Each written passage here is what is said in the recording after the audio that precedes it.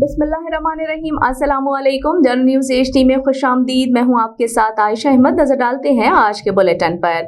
Bulletin में आपको सबसे पहले लिए चलते हैं कोयटा की तरफ। हमारे ब्यूरो चीफ निसार बलोच के मुताबिक वजीर आला बलोचिस्तान मीर सरफराज बुक TKVN के मुताबिक कमिश्नर कोयटा डिवीजन हमजा शफकात की हिदायत और सेक्रेटरी RTA कोयटा वहीद शरीफ इमरानी और SSP ट्रैफिक कोयटा बहराम खान मंदुखेल की हिदायत पर SP सरियाब सैयद आसिम अली शाह सरबराही में DSP ट्रैफिक यावर अब्बास और उनकी टीम और RTA और ट्रैफिक पुलिस पर मुश्तमिल टीम ने कोयटा शहर में गैर कानूनी रिक्शों के खिलाफ क्रैकडाउन करते हुए कमरानी रोड पर 9 गैर कानूनी रिक्शे पकड़े और मुख्तलिफ ट्रैफिक क़वानीन की खिलाफ वर्जी पर 37 रिक्शों का मौका पर चालान किया। इस मौके पर सेक्रेटरी RTA कोयटा वहीद शरीफ इमरानी ने कहा कि वजीर आला बलोचिस्तान ने कोयटा शहर में गैर कानूनी रिक्शों के मामले से निमटने ट्रैफिक मसाइल का बाइस बन रहे थे।